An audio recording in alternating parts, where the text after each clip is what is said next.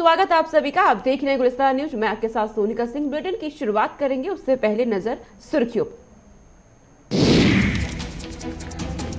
उत्तराखंड विधानसभा चुनाव की तैयारियों में लगी बीजेपी। 24 और 25 नवंबर को हो सकती है प्रदेश कार्य समिति की बैठक। 26 नवंबर को होगी जनसभा। उत्तराखंड में आप नेता मनीष सिसोदिया ने दिया बड़ा बयान। दिल्ली में प्रदूषण का कारण पंजाब हरियाणा। अब दिल्ली मॉडल को पहाड़ चढ़ाने में जुटी है आम आदमी पार्टी। पूर्व सीएम हरीश रावत ने निकाली पदयात्रा में रावत ने बीजेपी सरकार पर जमकर निकाली अपनी भड़ास। रावत ने कहा, बीजेपी की करनी और कथनी समझ चुकी है जनता। चलिए आगे रुक करते हैं। तमाम बड़ी खबरों से आपको रूबरू कराएंगे। सीधा उत्तराखंड लिए चलते हैं। बड़ी जानकारी इस वक्त सामने आ रही है उत्तराखंड से।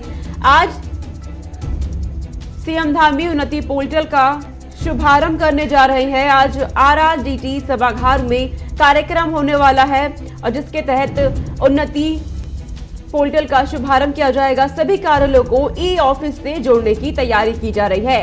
अपने कार्य के लिए जनता को अब चक्कर नहीं लगाने पड़ेंगे। जिस तरीके से पहले आम जनता को परेशानियां होती थी, दर दर भटकना पड़ता था अपने काम के लिए, इस ऑफिस कभी उस ऑफिस, इसका निवारण करने के लिए अब सीएम धामी की तरफ से बड़ी पहल की जा रही है। सीएम धामी आज उन्नति पोर्टल का शुभारंभ करेंगे। सभी कार्यालयों को ई ऑफिस से जोड़ने की पूरी तैयारी की गई है, जिससे आम जनता को इधर उधर चक्कर न लगाना पड़े। उत्तराखंड से हमारे ब्यूरो चीफ धीरेन्द्र प्रताप सिंह मेरे साथ जुड़ गए हैं। सीधा रुख करेंगे। धीरेन्द्र, आम जनता को सहूलियत देने के लिए बड़ा कदम सीएम धामी ने उठाया है। शुरुआत की जा रही है उन्नति पोर्टल की, क्या जानकारी आपके पास? बिल्कुल सोनिका, देखिए आज तकनीकी का जमाना है और उन्नत तकनीकियों का जो लाभ है वो आम जनता तक पहुंचे और उनको कार्यालयों तक, जो सरकारी कार्यालय है वहां के चक्कर न लगाने पड़े। इसके लिए उत्तराखंड सरकार ने एक नई पहल की है। उन्नति नाम का पोर्टल बनाया है, जिससे लगभग बहुत सारे कार्यालयों को ऑनलाइन जोड़ा जाएगा और उस पे जो जनता से जुड़ी हुई तमाम सहूलियतें हैं, सुविधाएं हैं, उससे जनता को मिलेंगी और बहुत सारे कार्यालयों का उनको चक्कर नहीं लगाना पड़ेगा। इस पे 70 से अधिक जो सर्विसेज है, सेवाएं हैं राज्य सरकार की, वो इस उन्नति पोर्टल पे मिलेगी। इसका आज आईआरडीटी सभागार जो सर्वे चौक पे है, वहाँ पे बाकायदा विधिवत मुख्यमंत्री उद्घाटन करेंगे, आम जनता को इसका लोकार्पण करेंगे, लोकार्पित करेंगे और आज से यह उन्नति पोर्टल काम करना शुरू कर देगा। और बहुत सारे जो काम जनता को रोजमर्रा के हैं, जिसके लिए उन्हें सरकारी कार्यालयों के चक्कर लगाने पड़ते हैं, जिसमें उनका समय और धन दोनों व्यय होता है, वो उससे वो बचेंगे और सरकारी जो सुविधाएं हैं वो उनको उनके घर पे एक क्लिक पे मिलेगी। ऐसा जो उत्तराखंड सरकार ने बताया है। यानी धीरेन्द्र, हम देख रहे हैं कि समय बेहद कम बचा है विधानसभा चुनाव में भी और सीएम धामी के पास भी बेहद कम समय है और इन्हीं कम समय में लगातार एक्टिव मोड में है। जनता के हित में वो लगातार फैसले ले रहे हैं।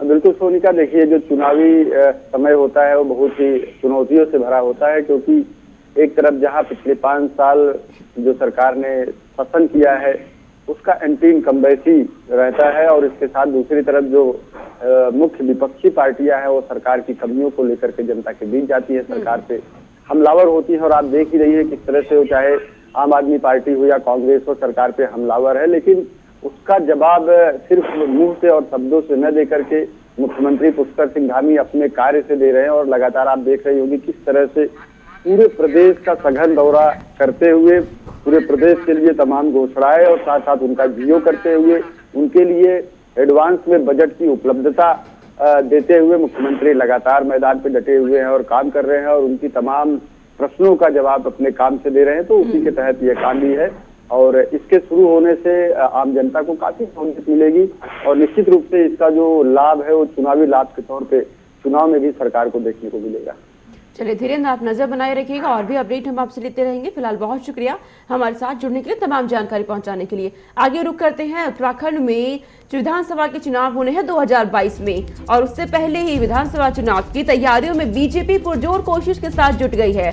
25 और 24 नवंबर को प्रदेश कार्य समिति की बैठक हो सकती है, तो 24 और 25 नवंबर का दिन। वहीं 26 नवंबर को जनसभा होगी। बड़ी जानकारी इस वक्त की आपको बता दें, पार्टी के केंद्रीय और प्रांतीय दिग्गज संबोधित करेंगे जनता को। तो बड़ी जानकारी है कि 33 विभागों की बैठक पहले होगी, ये जानकारी मिल रही है। तो 24 और 25 नवंबर को प्रदेश कार्य समिति की बैठक होने जा रही है। इसमें अहम फैसले लिए जा सकते हैं और साथ ही साथ चुनावों को लेकर रणनीति भी बनाई जा सकती है। धनराज गर्ग संवाददाता मेरे साथ जुड़ गए हैं, सीधा रुख करेंगे। धनराज, कार्य समिति, प्रदेश कार्य समिति की बैठक होने जा रही है, 24 से 25 नवंबर को होनी है। क्या कुछ रणनीति इसमें बनेगी और क्या कुछ इस दौरान फैसले लिए जा सकते हैं? जी सोनिका, बिल्कुल जिस तरीके से आपको बता दें कि 2022 का चुनाव उत्तराखंड में नजदीक है, तो कहीं ना कहीं इसको लेकर बीजेपी पूरी तरीके से तैयारियों में जुट चुकी है। आप देख रहे हो कि बीजेपी के राष्ट्रीय नेता लगातार उत्तराखंड का दौरा कर रहे हैं, चाहे प्रधानमंत्री नरेंद्र मोदी हो या राष्ट्रीय अध्यक्ष जेपी नड्डा हो, लगातार उत्तराखंड का दौरा कर रहे हैं। तो वहीं अब बैठकों का दौर भी बीजेपी में शुरू हो चुका है कि 24 और 25 तारीख को कहीं ना कहीं कार्य समिति की बैठक होगी, जिसमें तमाम जो चुनाव के मुद्दे हैं उनको लेकर निर्णय लिए जाएंगे और साथ ही चुनाव की रणनीति भी तैयार की जाएगी। अब देखने वाली बात होगी सोनिका की किस तरीके से जो कार्य समिति की बैठक होगी, तो इसमें कौन कौन नेता शामिल होंगे, क्योंकि मुख्यमंत्री पुष्कर सिंह धामी भी इसमें शामिल होने की बात कही जा रही है। तो वहीं बड़े जो मंत्री हैं, कैबिनेट मंत्री हैं, वो भी इसमें शामिल होंगे और साथ ही जो कार्य अध्यक्ष यानी कि जो अध्यक्ष है मदन कौशिक बीजेपी के, वो भी इसमें शामिल होंगे और साथ ही कार्यकर्ता भी इसमें शामिल होंगे। उनको सभी को ये गुण बताया जाएगा कि आखिर 2022 के चुनाव से पहले वो किस तरीके से जनता के बीच आए और जो जनता के सरोकार के लिए सरकार ने योजना चलाई है, उन योजनाओं को किस तरीके से जनता तक पहुंचाई जाए। तो कहीं ना कहीं माना जा रहा है सोनिका की जिस तरीके की बैठकें शुरू हो चुकी है, 2022 के चुनाव की हलचल कहीं ना कहीं उत्तराखंड में तेज होती हुई नजर आ रही है। लेकिन वही 26 नवंबर को कहीं ना कहीं एक जनसभा को संबोधित करने की बात लगातार चल रही है कि 26 तारीख को कोई केंद्रीय पदाधिकारी या फिर प्रांतीय पदाधिकारी बीजेपी का कोई ना कोई जनसभा को संबोधित करेगा। तो जनसभा को संबोधित करते हुए कहीं ना कहीं 2022 के चुनाव में जो नीतियां हैं सरकार की, उनको उनके सामने रखी जाएंगी और तमाम अपील भी की जाएगी कि 2022 के चुनाव में बीजेपी को वोट दें। और धनराज, जिस तरीके से नवंबर के महीने में बड़े चेहरे भी उत्तराखंड पहुंच रहे हैं और बैठकों का लगातार दौर चल रहा है, प्रदेश कार्य समिति की भी बैठक होनी है, जनसभा को लगातार संबोधित किया जा रहा है, यानी ये नवंबर का महीना बेहद महत्वपूर्ण बीजेपी के लिए और 2022 की जीत में फतेह करने का, रणनीति बनाने का भी महीना ये है। जी बिल्कुल सोनिका, जिस तरीके से देखा जाए कि 2022 के चुनाव में ज्यादा समय नहीं रहा है, क्योंकि आचार संहिता लगभग माना जा रहा है कि दिसंबर में लग जाएगी। तो उसके बाद कहीं ना कहीं प्रचार थमने की जो बात आती है, तो वो प्रचार थम जाता है। तो बीजेपी कहीं ना कहीं नवंबर के महीने में ही इस प्रचार को तेज करना चाहती है कि जिस तरीके से लगातार राष्ट्रीय नेता उत्तराखंड आ रहे हैं और अब कार्य समिति की बैठक भी होगी, बैठकों का दौर भी शुरू हो चुका है। तो कहीं ना कहीं उसको देखते हुए बीजेपी समय गंवाए बिना ही अपना प्रचार प्रसार करना चाहती है। तो कहीं ना कहीं उसको ध्यान में रखते हुए ये प्रचार प्रसार किया जा रहा है और तमाम जनता तक अपनी योजनाएं बताई जा रही हैं ताकि 2022 के चुनाव में बीजेपी एक बार फिर सत्ता हासिल कर सके।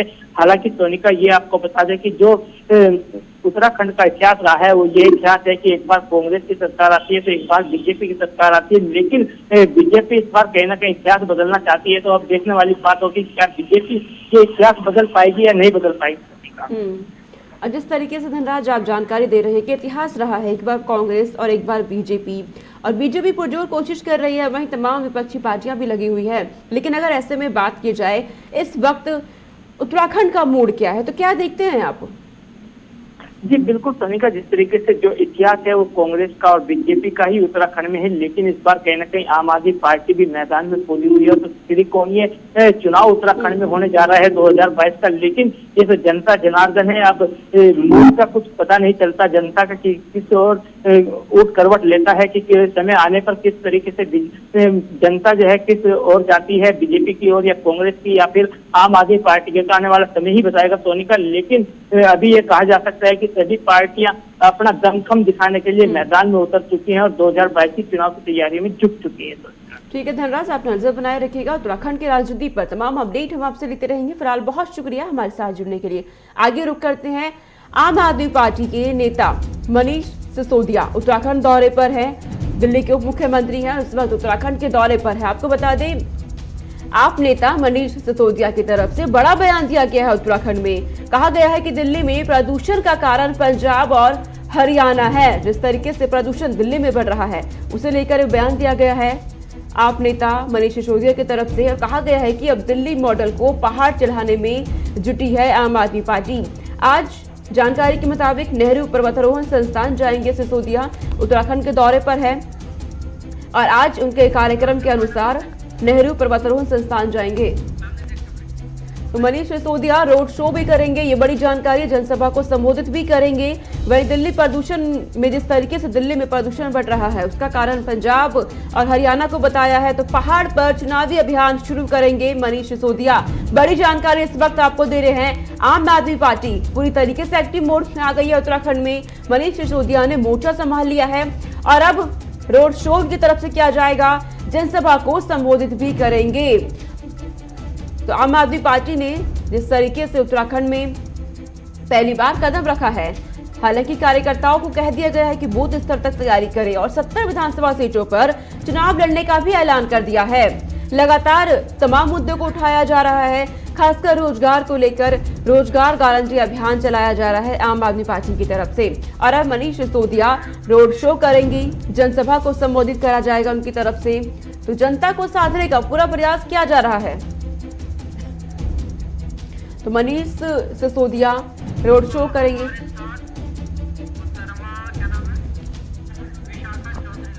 संवाददाता विशाखा चौधरी मेरे साथ जुड़ गई हैं, सीधा रुख करेंगे।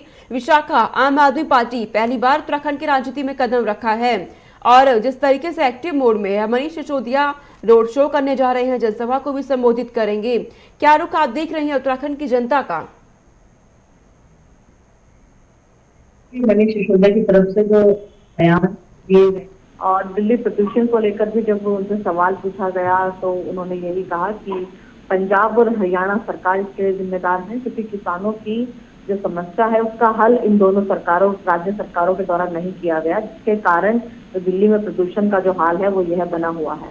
इसके बाद उन्होंने पहाड़ों में किस तरह से उनकी जो पार्टी है वो कार्य करने वाली है और किस तरह से दिल्ली मॉडल को उत्तराखंड के पहाड़ों पर अप्लाई किया जा सकता है, इसका पूरा रोड मैप जो है वो बनाकर पहुंचे हैं। और जनता के बीच उनके द्वारा कहा गया कि जाया जाएगा कि जो भी समस्या है पहाड़ की, चाहे वो बेरोजगारी है, पलायन है, शिक्षा है या स्वास्थ्य है, इन सभी जो बिल्कुल जमीनी समस्याएं हैं इनका सोल्यूशन लेकर उनके जो कार्यकर्ता हैं, उनके नेता हैं और वो स्वयं जो जनता तक पहुंचेंगे और पहाड़ों पर जो दिल्ली का जो एक तरीके से कहे कि जो दिल्ली मॉडल है उसको किस तरह से अप्लाई किया जा सकता है यदि उनकी सरकार राज्य में बनती है। और किस तरह से उन्होंने स्वास्थ्य को लेकर कहा कि जिस तरह से दिल्ली में मोहल्ला क्लिनिक काम करते हैं स्वास्थ्य सेवाओं को लेकर, उसी तरीके से पहाड़ में भी, क्योंकि स्वास्थ्य एक बड़ी समस्या है और जिस तरह से सुविधाएं पहाड़ों पर उपलब्ध नहीं है, तो उनके द्वारा कहा गया कि इस तरह की जो स्वास्थ्य सुविधाएं हैं वो उनकी पार्टी उपलब्ध कराएगी यदि राज्य में आती है। शिक्षा को लेकर उनके द्वारा कहा गया कि सरकारी स्कूलों की व्यवस्था जो है वो पुख्ता की जाएगी। इसी के साथ बेरोजगारी और पलायन को रोकने का पूरा जो तैयारी है, जो मैप है वो उनके पास है कि किस तरह से पहाड़ का पलायन रुक सकता है, रोजगार के अवसर पहाड़ में उपलब्ध किए जा सकते हैं। ये दिल्ली के मुख्यमंत्री मनीष सिसोदिया के द्वारा कहा गया और किस तरह से जो कहिए कि चुनावी माहौल है वो हम अपनी पार्टी के लिए तैयार किया गया उत्तराखंड में मनीष सिसोदिया की तरफ से अपने इस दौरे के जी। तो विशाखा, उत्तराखंड में आम आदमी पार्टी नई खिलाड़ी है, क्या जो कोशिशें की जा रही है वो कामयाबी में तब्दील हो पाएगी? ये क्या रुख देख रही हैं आप? जी बिल्कुल सोनिका, देखिए जिस तरह से अभी एक विपक्षी पार्टी के तौर पर जरूर आम आदमी पार्टी उत्तराखंड में उभर रही है, लेकिन देखिए किसी भी पार्टी को इस राज्य में सरकार बनाने के लिए केवल एक चेहरा नहीं बल्कि पूरे संगठन या कहिए कि पूरे कार्यकर्ता या नेता बूथ स्तर तक लगाकर जरूरत होती है। वो संगठन कहिए कि या उतनी संख्या में कार्यकर्ता, व्यक्ति, नेता आम आदमी पार्टी के पास फिलहाल उत्तराखंड में नहीं। यही वो दिक्कत है जिसका सामना जो है वो इस विधानसभा चुनाव में आम आदमी पार्टी को करना भी पड़ेगा, क्योंकि जिस तरह से पूरे उत्तराखंड के अंदर बीजेपी का कहिए कि संगठन के तौर पर कहीं ना कहीं हर विधानसभा के अंदर, हर जिले के अंदर जो बोलबाला है उनका एक पूरा कार्यशैली है जिसके तहत वो कार्य करते हैं।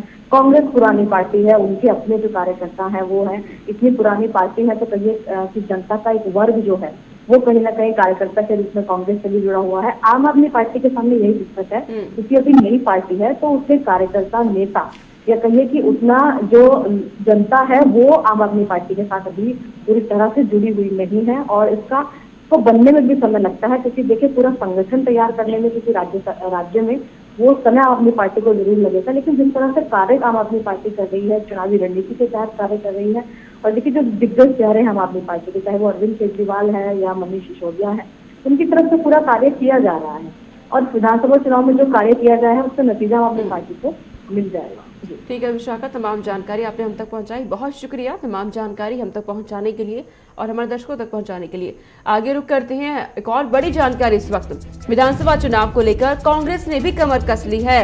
कांग्रेस तमाम रणनीति बना रही है और अब पूर्व सीएम हरीश रावत ने पद यात्रा निकाली है। बीजेपी सरकार पर जमकर भड़ास निकाली गई है। इस पद यात्रा के दौरान बड़ी जानकारी इस वक्त की, बीजेपी की करनी और कथनी समझ चुकी है जनता, यह हरीश रावत की तरफ से बयान दिया गया है। दरअसल विधानसभा चुनाव 2022 को लेकर कांग्रेस पूरी तरीके से कमर कस चुकी है और तमाम मुद्दों को लेकर के बीजेपी पार्टी को घेरा भी जा रहा है, खासकर स्थानीय मुद्दों को उठाया जा रहा है। और अब हरीश रावत की तरफ से, पूर्व सीएम है उत्तराखंड के, पद यात्रा निकाली गई है। कांग्रेस के बड़े चेहरे हैं हरीश रावत, लगातार बीजेपी को घेरने का काम कर रहे हैं, तो उनकी तरफ से ये बयान सामने आया है। आपको बता दें कि वही हरीश रावत की तरफ से ये भी कहा गया कि देवभूमि में नड्डा आए या कोई भी उत्तराखंड में कांग्रेस की सरकार तो बननी तय है। यानी ये दावा कांग्रेस लगातार कर रही है कि 2022 में सत्ता में काबिज होगी। हालांकि 2022 के परिणाम ये बताएंगे कि सत्ता में कौन आएगा। फिलहाल कांग्रेस की तरफ से पुरजोर कोशिश की जा रही है, तमाम रणनीति बनाई जा रही है, लगातार बैठकें की जा रही है और जिस तरीके से विधानसभा चुनाव होने हैं, बेहद कम समय अब बचा है। संचित शर्मा मेरे साथ जुड़ गए हैं, संवाददाता, तमाम जानकारी के साथ। संचित, कांग्रेस तमाम कोशिशें कर रही है और अब कमर भी कस ली गई है। हरीश रावत की तरफ से बयान भी लगातार दिए जा रहे हैं, बीजेपी को घेरने का काम किया जा रहा है। क्या आप देख रहे हैं कांग्रेस कितनी तैयार है विधानसभा चुनाव के लिए? उत्तराखंड में पूर्व मुख्यमंत्री कांग्रेस पार्टी के रहे हैं और आप देखिए हरीश रावत एक बड़ा चेहरा उत्तराखंड कांग्रेस में माने जाते हैं। और साथ ही साथ अगर हरीश रावत की बात करें, आप अंदाजा लगा सकते हैं कि हरीश रावत के जो बयान रहते हैं वो इस तरीके के रहते हैं जिससे राजनीति की एक उठापटक देखने को उत्तराखंड के अंदर मिलती है। क्योंकि जैसे हरीश रावत का कद काफी बड़ा है और वो तमाम इस तरीके के बयान देते रहते हैं जिससे कि हरीश रावत हमेशा लाइव लाइट में रहे। तो आप देखिए हरीश रावत ने भी बयान दिया है कि उत्तराखंड में कांग्रेस की सरकार बनना तय है और देखिए ये देखना भविष्य तय करेगा कि किसकी सरकार उत्तराखंड में बनती है। क्योंकि आम आदमी पार्टी के कार्यकर्ताओं से बात करेंगे, उनके बड़े नेताओं से बात करेंगे, चाहे वो मनीष सिसोदिया हो, चाहे वो अरविंद केजरीवाल हो, आप उनसे बात करें तो वो भी यही दावा कर रहे हैं कि सरकार बनेगी। बीजेपी वालों से आप बात करोगे तो भारतीय जनता पार्टी के नेता भी लगातार यही कहते रहते हैं कि सरकार उनकी बनेगी। लेकिन जनता किसको पसंद करती है, जनता किसको अपना मैंडेट देती है, कौन सत्ता में काबिज होगा, वो तो भविष्य में देखने वाली बात होगी। लेकिन अगर फिलहाल उत्तराखंड की बात करें तो तीनों ही पार्टियां अलग अलग तरीके से अपने मोर्चे खोल चुकी है और उत्तराखंड के अंदर राजनीति करना शुरू कर दी है।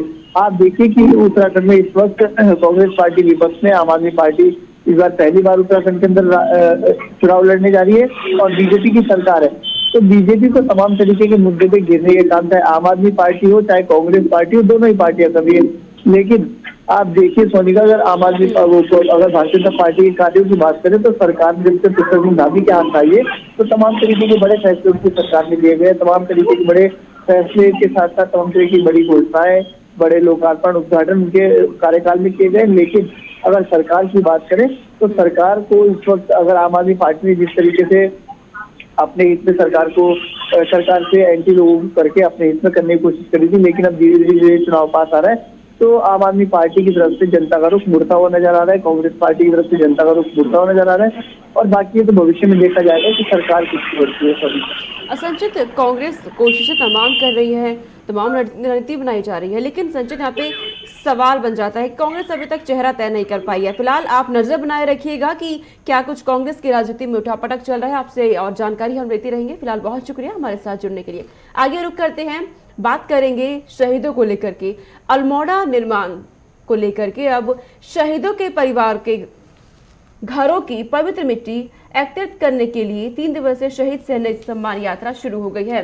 दरअसल अल्मोड़ा सैन्य धाम का निर्माण किया जाएगा और इसके लिए शहीदों के घरों की पवित्र मिट्टी को एकत्रित किया जाएगा, जिसके लिए यात्रा अभी शुरू कर दी गई है। राज्य के 1734 शहीदों के परिवारों के घर से एकत्रित मिट्टी 7 दिसंबर को देहरादून सैन्य धाम पहुंच जाएगी। विधानसभा उपाध्यक्ष रघुनाथ सिंह चौहान ने चौहान पाटा में यात्रा को रवाना किया। उन्होंने कहा कि प्रधानमंत्री नरेंद्र मोदी ने देहरादून आगमन पर कहा था कि उत्तराखंड में 4 धाम हैं, 5वां सैन्य धाम भी होना चाहिए। उनकी इस परिकल्पना को साकार करने के लिए प्रदेश सरकार यह सैन्य धाम बनवा रही है। इस सैन्य धाम में सैनिकों की गौरव गाथा को अंकित किया जाएगा।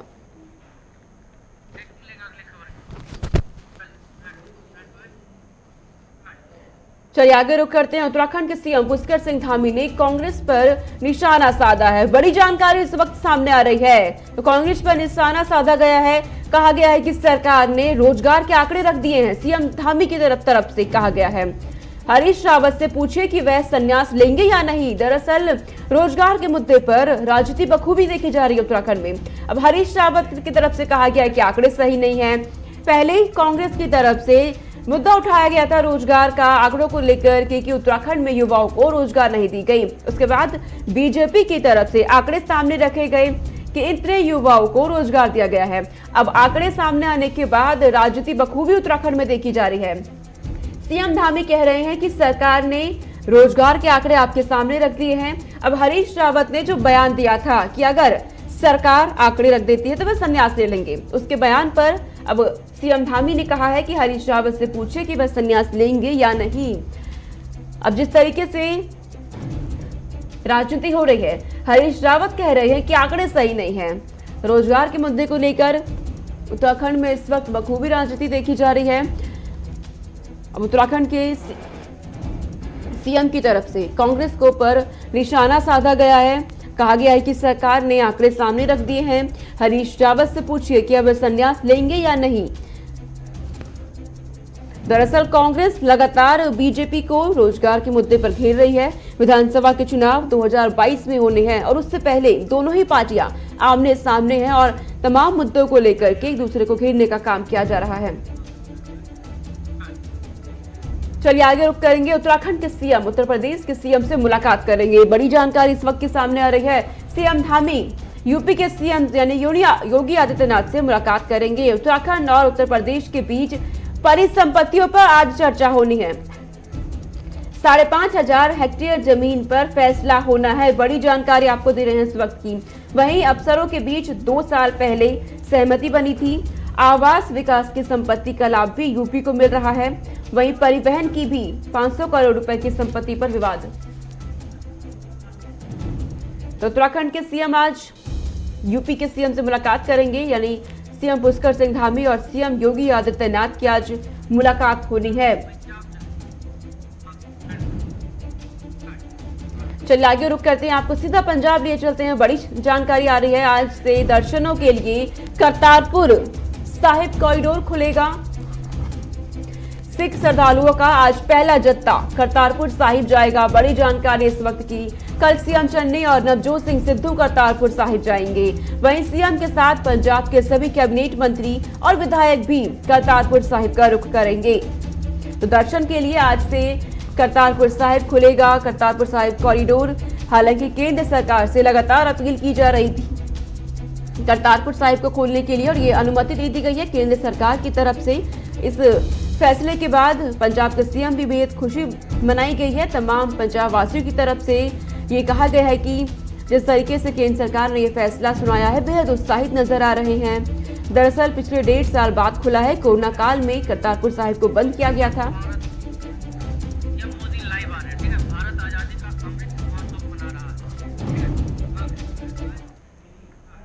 तो भारत आजादी का अमृत महोत्सव बना रहा है। इसी के तहत कई कार्यक्रम देश भर में आयोजित किए जा रहे हैं। सीधा आपको लिए चलते हैं। प्रधानमंत्री नरेंद्र मोदी इस वक्त इसके तहत संबोधन कर रहे हैं। अच्छी तरह जानते हैं कि कैसे अच्छी से अच्छी चीजें खोज करके ले आना। लेकिन मैं मानता हूं कि इस तरह के आयोजन से बाकी सदस्यों को राजनीति से भी ज्यादा, राजनीति से भी कुछ अलग, कुछ न कुछ करने की प्रेरणा मिलेगी और साथ ही देश को भी इस तरह के प्रयासों के बारे में जानने का अवसर मिलेगा। साथियों, हम क्वालिटी डिबेट को बढ़ावा देने के लिए कुछ भी और आवश्यकता है। हम लगातार कुछ न कुछ इनोवेटिव कर सकते हैं। डिबेट में वैल्यू एडिशन कैसे हो,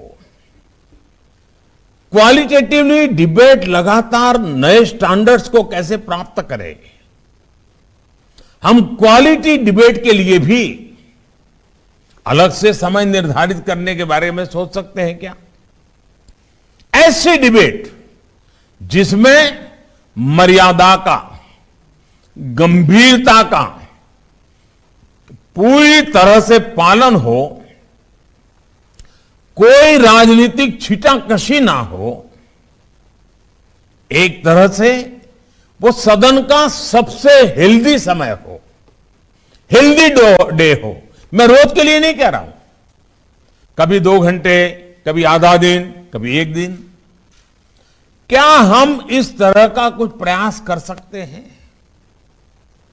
healthy day, healthy debate, quality debate, value addition करने वाली डिबेट, रोजमर्रा की राजनीति से बिल्कुल मुक्त डिबेट। प्रधानमंत्री नरेंद्र मोदी को सुना अपने भारत आजादी का अमृत महोत्सव बना रहा है। इसके तहत लगातार पीएम नरेंद्र मोदी हर जगह कार्यक्रमों में पहुंच रहे हैं, संबोधन कर रहे हैं वर्चुअली माध्यम से और लोगों से सीधा जुड़ भी रहे हैं। इस बुलेटिन में इतना ही। देश और दुनिया की तमाम खबरों के लिए देखते रहिए गुलिस्तान न्यूज। नमस्कार।